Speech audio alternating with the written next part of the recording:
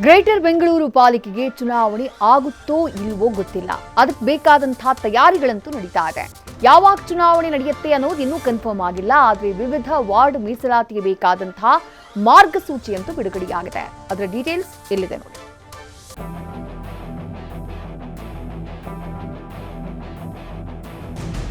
Greater Bengaluru ಪ್ರಾಧಿಕಾರದ 5 ನಗರ ಪಾಲಿಕೆಗಳಿಗೆ ಚುನಾವಣೆ ನಡೆಯುವ ಸಾಧ್ಯತೆ ದಟ್ಟವಾಗಿ ಕಾಣ್ತಿದೆ. ಈಗಾಗಲೇ ಬಿಬಿಎಂಪಿ ಹೆಸರು ಬದಲಿಸಿ 5 ನಗರ ಪಾಲಿಕೆ ರಚಿಸಿ ಪ್ರತಿ ಪಾಲಿಕೆಗೂ ವಾರ್ಡ್ಗಳ ವಿಂಗಡಣೆಯೂ ಮಾಡಲಾಗಿದೆ. ಮುಂದುವರೆದ ಭಾಗವಾಗಿ ಈಗ ವಾರ್ಡ್ಗಳ ಮೀಸಲಾತಿಗೆ ಮಾರ್ಗಸೂಚಿ ಹೊರಡಿಸಲಾಗಿದೆ.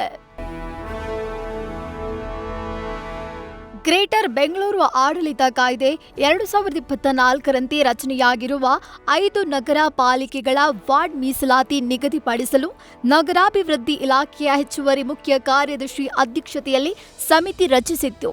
ಇದರ ಬೆನ್ನಲ್ಲೇ ಈಗ 5 ನಗರ ಪಾಲಿಕೆಗಳ ವಾರ್ಡ್ಗಳಿಗೆ ಮೀಸಲಾತಿ ನಿಗದಿಪಡಿಸಲು 12 ಮಾರ್ಗಸೂಚಿಗಳನ್ನು ನಿಗದಿಪಡಿಸಿ ನಗರಾಭಿವೃದ್ಧಿ ಇಲಾಖೆ ಆದೇಶ ಹೊರಡಿಸಿದೆ.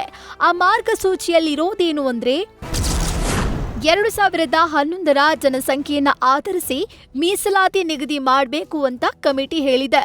369 ವಾರ್ಡ್ಗಳ ಪೈಕಿ 1/3 ಭಾಗ ಒಬಿಸಿ ಸಮುದಾಯಕ್ಕೆ ಮೀಸಲಾಗಿದ್ದು, ಅನುಸೂಚಿತ ಜಾತಿ ಪಂಗಡ ಒಬಿಸಿ ಹೀಗೆ ಒಟ್ಟು ಮೀಸಲಾತಿ ಪ್ರಮಾಣ 50% ಮೀರುವಂತಿಲ್ಲ.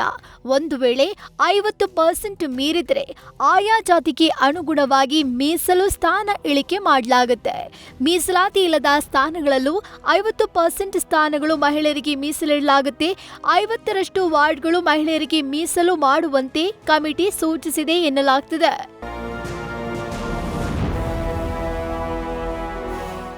ಮೀಸಲಾತಿ ಮಾರ್ಗಸೂಚಿ ಏನೋ ಬಿಡುಗಡೆಯಾಗಿದೆ. ಆದರೆ ಚುನಾವಣೆ ಡೇಟ್ ಇನ್ನೂ ಫೈನಲ್ ಆಗಿಲ್ಲ. ಆದಷ್ಟು ಬೇಗ ಚುನಾವಣೆ ಆಗ್ಲಿ, ಸ್ಥಳೀಯರ ಸಮಸ್ಯೆ ಕೇಳೋಕೆ ಕಾರ್ಪೊರೇಟರ್ಗಳು ಬರಲಿ ಅಂತ ಬೆಂಗಳೂರು ಮಂದಿ ಆಶಿಸುತ್ತಿದ್ದಾರೆ.